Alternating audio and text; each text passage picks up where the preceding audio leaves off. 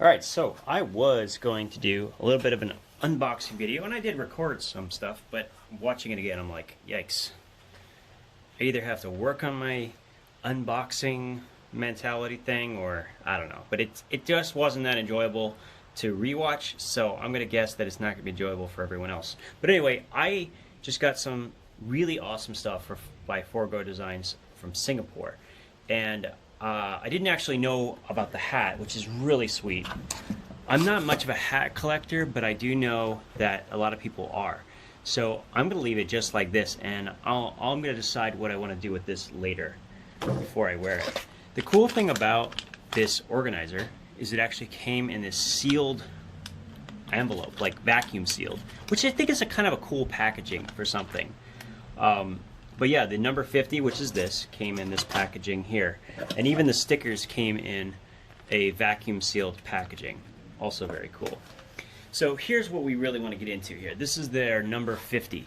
And it is what they're calling a pocket organizer. Now, I've always had issue with the term pocket organizer. Companies like Maxpedition and so on and so forth have used that term for a long time. And in many cases, what they're calling quote-unquote pocket organizers are just because they actually have pockets. Not necessarily that they actually fit in your pockets. This is an interesting one, and the reason is because it's utterly on the borderline between something that's too big to fit in your pockets and then something that could theoretically fit in if you don't overfill it. But unlike some of the other ones I've used, there are additions to this that I think lend itself to more like a cargo pocket of a pair of pants or something you hook on after the fact. Like you might attach it to your belt because you have a set of tools or a set of items that you need for a specific task, and then you can unclick it and then put it into another bag.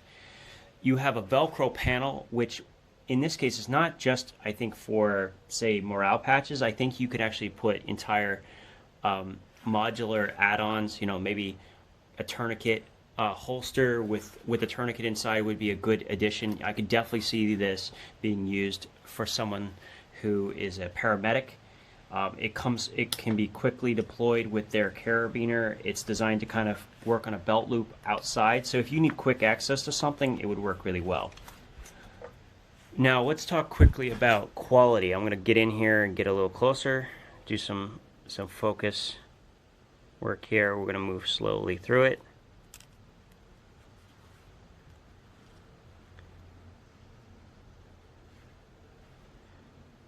Black on black, not the easiest thing to tell from there, but this is the, I think maybe only the second fabric or stitched fabric piece I've ever received that has absolutely no strings, like loose strings at the ends. Now that doesn't necessarily mean anything is bad, but it's an extra step of work, and it really is that last little bit of oomph, right? But if you look, everything is seriously stitched, and stitched very, very, very well. And they used good materials here. We have full Kandura fabric. I think it's a 1000D. I'm not 100% on that. And also YKK zippers. So this is a well-built piece. All right. And one thing that I didn't see on the website was the internals. I hope that they'll add an image like this one to their website, because I think people would like to know that it actually has a divider inside, which is a very nice feature, and I'm curious to see just how I use this. So this is a first introduction to what this, this number 50, but how I use it is really sort of a conundrum, and that's one of the reasons I wanted a chance to test it and give some feedback. It has a great set of pockets that is a well-established kind of format, but when you add the Velcro panel, when you have this separate dividers in here, I wonder, and especially this carabiner, I wonder just how this works and where it works the best. For me, it looks like it could very well be like a quick deploy trauma kit. Like I can see tourniquets and just anything that's like real-to-real trauma stuff that you need to get access to immediately.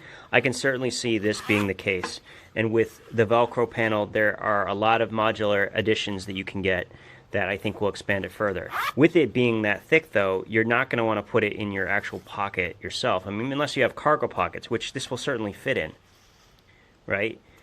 But in a backpack is where I kind of wouldn't mind seeing it, where you can like hold onto an internal loop and just hang, so when you take it out you can unclip it very easily, get it off, and then take the entire contents wherever you're going to use for, who knows. I mean, there's a lot of good options. That's the thing about bags is I'm going to need some feedback from everyone else to get some ideas on the types of things they might want to put in this type of organizer, because it is a little bit bigger. It's definitely closer to like a small Maxpedition than it is to some of the notebook organizers I've worked with in the past. That doesn't make it bad, and in fact I think the addition of this carabiner and these loops actually really helps it. If you notice, there's loops on both sides, so there's a lot of different things I think that could be done here, and you could even probably fix it in such a position where this doesn't move. I'm not sure, there's just so many potential possibilities for this. But as far as fitting your pocket, I don't know if that's really the place for it. We're going to have to see, and I hope that you guys will, in the comments, tell me what you think this is best for. And I'll start playing with it and trying some different items in the front, in the inside, and see where it fits in my gear. Because I definitely know I can use it, but where I use it and what I put in it, that's going to be a different story. So, hope you'll follow along and maybe even give me some ideas. You guys have a good day.